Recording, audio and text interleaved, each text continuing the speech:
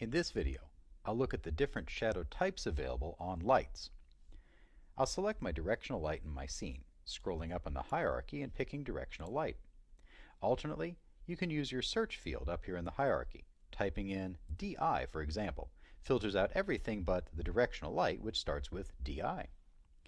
I'll select the directional light and then go into the shadow type. What I had done is to turn on shadows simply by choosing soft shadows, and I'll zoom in on the shadow that the light casts from the stool onto the floor to examine how these look. There are three types of shadows available: no shadows, hard shadows, and soft shadows. No shadows, as the name suggests, means that this light will simply not cast shadows. A hard shadow gives us a crisp shadow and may have some artifacts along it depending on the shadow resolution. What we're seeing here is that this gives us a shadow with a very hard edge, which is somewhat unnatural, as shadows in real life always tend to spread out as the light spreads away from the source and bounces off the air and other particles that cause the photons of light to diffuse. We can see some artifacts in our hard shadows. To mitigate this, I'll look at the shadow resolution and also the strength. In the strength of the shadows, 1 means full strength. Dialing back that strength to 0 makes the shadow disappear entirely. We can change the value of our shadows, the density of them, by pulling up and down the strength slider. If we want the shadows to be more definite and very dark, we can leave that at 1.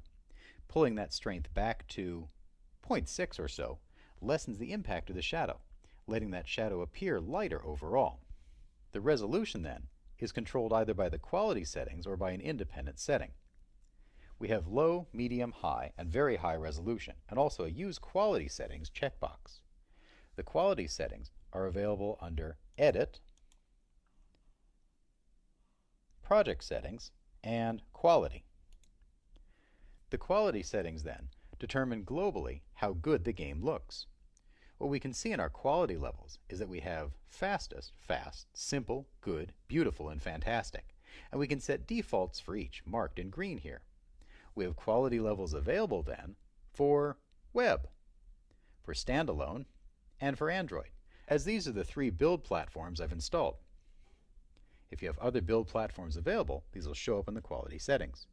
What I'm going to do is to leave my quality settings at fastest and then tune this light independently. I've reselected my directional light, and I'm going to change the resolution then from Use Quality Settings to Very High Resolution.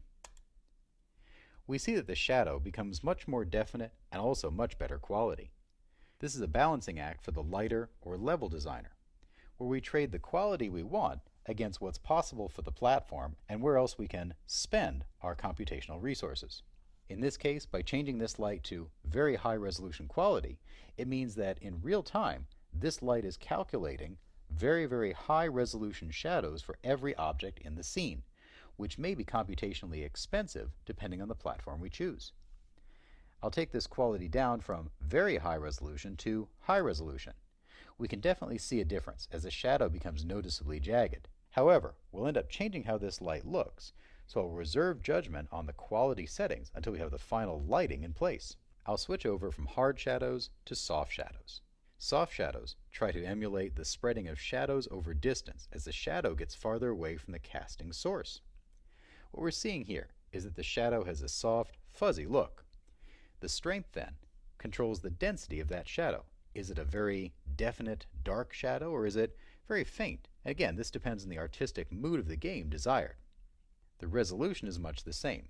We can use the quality settings, low, medium, high, or very high resolution. Choosing a low resolution, then, gives us a very blobby shadow. And this is not really workable for the stool, but may be very good for things like trees, giving us dappled or fuzzy shadows cast by a sun on an overcast day. Our medium resolution shadows give us a nice soft look to this, as if there's a haze in the air casting shadows from these objects.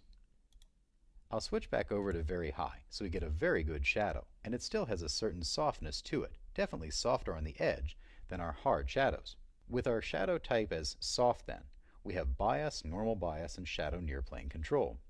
If you're familiar with shadow map or depth map shadows in 3ds Max or Maya, for example, bias works much the same way as bias does in those applications, where changing the bias affects how that shadow starts at the base of an object and either wraps around it or spaces out.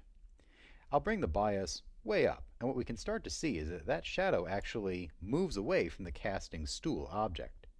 Bringing that bias back down all the way to 0 then may give us some unwanted results, as that shadow may creep around the front of the object. We're seeing a little bit of darkness at the feet of the stool caused by that bias being too low. I'll keep the bias then at 0.05, as this seems to work fairly well. You can always put in another number and experiment if you're starting to see the shadows creep around objects. We need to make sure then that the shadow is just far away enough by the bias that the shadow looks like it's coming from the object. The normal bias in our shadows then controls the width of the shadows coming off that object. With a normal bias down to 0 then, we get a full width shadow. In fact, it may overextend. Bring that normal bias up considerably higher, say in the 1.5 to 2 range then, narrows down that shadow. What we're seeing is we have a little bit of control, depending on the objects we're dealing with, in pushing that shadow around. In case we're seeing artifacts or odd shadowing around objects then, we can play with the bias and normal bias to both move the shadows away from the object or towards it, and then to make those shadows wider or slimmer so that they look like they're correctly coming from the object without too many artifacts. I'll keep the normal bias at 0.4, as this seems to look pretty good. I've got my shadows set to very high, and just as an experiment then, I'll try medium resolution. This is a little bit too fuzzy, as I feel like the object isn't properly sitting on the ground. I'll try high, and this seems to do quite well. What we're seeing then is that it's worth some experimentation in the shadow quality to get it actually as low as possible while still looking good, and counter or tune that with the bias and normal bias so we appear to have the proper shadow from an object. Part of the job of a lighter, or possibly a level designer, depending on the studio then, is to not only turn on shadows from the lights, but to tune them, making sure that the shadows are contributing to the artistic look intended and are as economical in resources as possible. And using different shadow types, strength, and resolution, as well as bias and normal bias, contributes to this.